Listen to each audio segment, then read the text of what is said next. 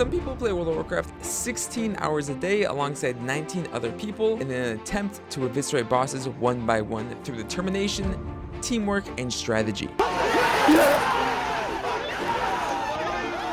Not me, but I'm still going to give my opinion on Dragonflight, the most recent World of Warcraft expansion. Dragonflight is the first good expansion since Legion.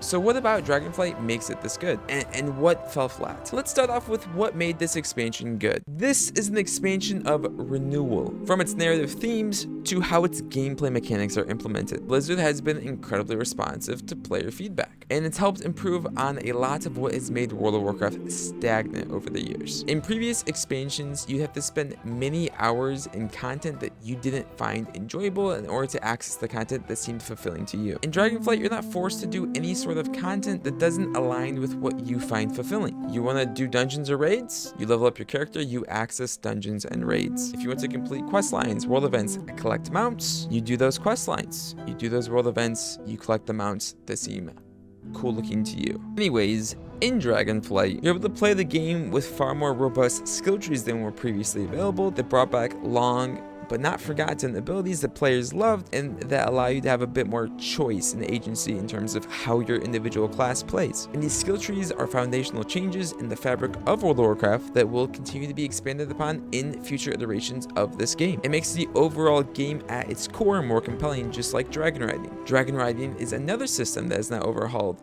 not only Dragonflight, but the entirety of World of Warcraft's fabric as a whole. It's a dynamic flight system that encourages varied movement and fun gameplay when traveling from point A to B. The actual act of going from quest to quest, or mining node to mining node, or rare enemy to rare enemy in itself has become more gamified in a fun way. Environments are able to be created without the fear of players being able to avoid it all through static flight. And I think it shows with the level design of each of the zones throughout Dragonflight. Throughout the lifespan of Dragonflight, we've had 7 different zones, and each of these zones from a gameplay perspective has been pretty good. There are factions in each of the zones that encourage you to interact with specific mini games or quest lines that follow the theme of each of the zones exceedingly well, for the most part. It at its core is an MMORPG, World of Warcraft that is, and I think the zones do a great job of instilling you with RPG elements. For example, for the Centaurs of the Unaran Plains, you'd be asked to hunt large beasts. The Tuskar of the Azure Span liked when you'd cook and fish with them. The Dragon Scale Expedition not only encouraged you to explore the Waking Shore, but the entirety of the Dragon Isles. Thaldraszus housed the Veldrak and the Cord, and honestly, I don't think they're super interesting flavor-wise. But conceptually, having these different factions that are all varied from each other,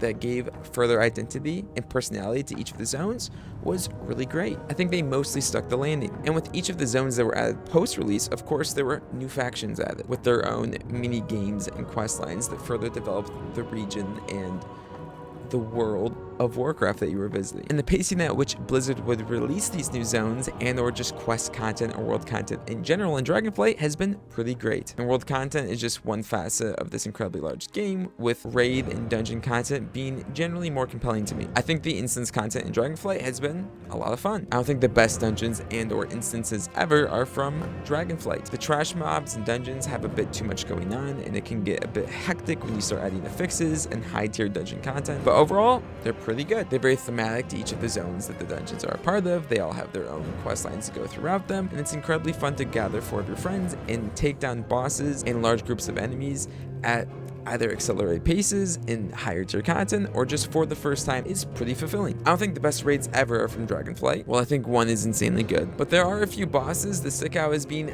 not really fun to fight throughout the 3 raids that came out in Dragonflight. And I don't think the raids narratively were as compelling as they have been in previous World of Warcraft expansions. Also, therefore, they weren't thematically as interesting because I wasn't really tied to the characters that we were interacting with throughout these raids or climactic narrative beats, but they're still well-designed environments in which you can defeat bosses through cooperation and coordination. Raid and dungeon content has so many subtle complexities in World of Warcraft that it sometimes encourages people who don't like any other facet of the game to play the game for this form of content that isn't in a lot of other games. And in Dragonflight, a few of these encounters that you're able to experience in the raid and dungeon content are some of the best throughout the entirety of this game. On the topic of the narrative not being as compelling in the raids as they have been in the past, let's talk about probably my least favorite thing about Dragonflight. It's very inconsistent narrative. I think in general, World of Warcraft is known for larger than life moments instead of telling personal stories throughout most of its expansion content. Dragonflight attempts to weave in a lot more personal moments, but I don't think it's stuck the landing incredibly well in its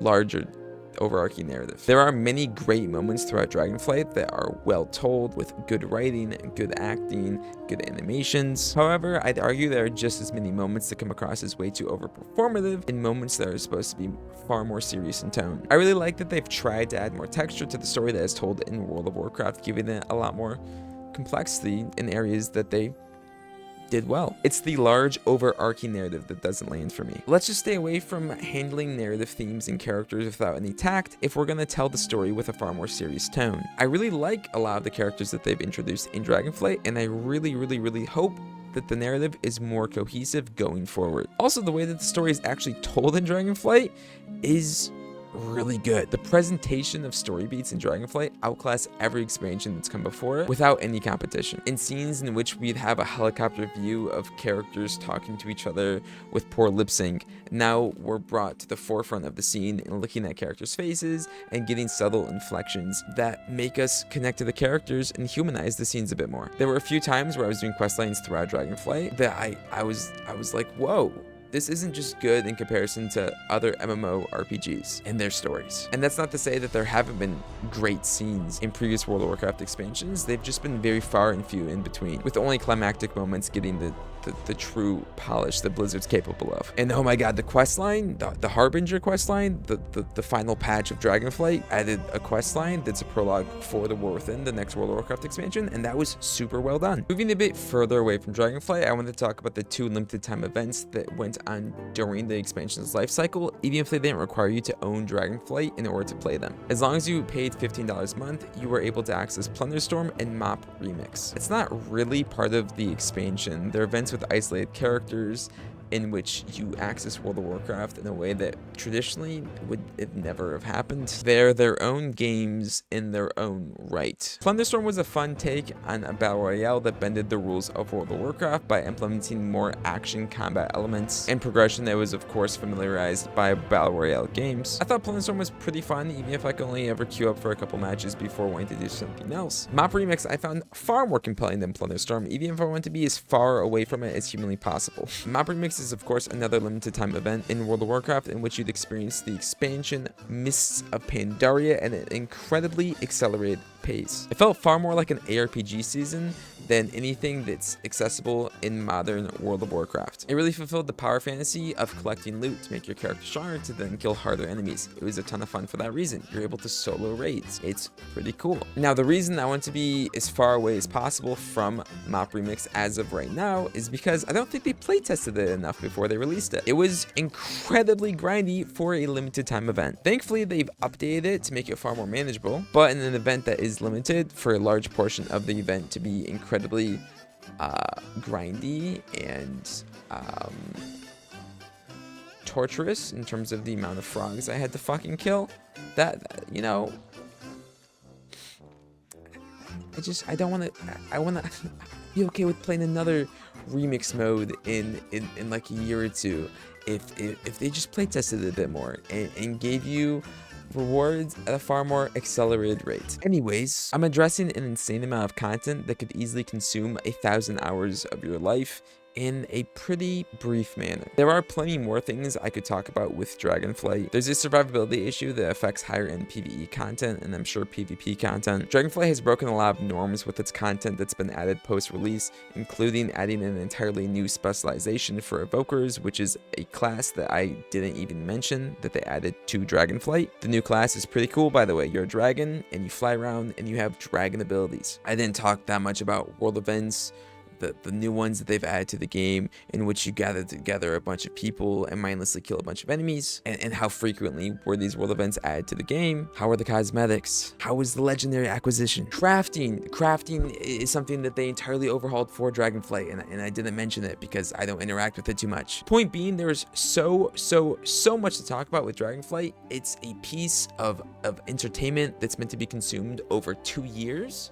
And to talk about it all in however long this video is, I don't think addresses even it addresses the very tip of the iceberg. I'm sure there's a video on each of the individual things I just mentioned because of how varied the player base is, and varied the game is. Each of the things I just mentioned in itself all have a lot of subtle complexities that make it worth talking about for long periods of time. There was something for most people who like online RPGs. But for what I cared about, this is pretty much all I have to say about Dragonflight.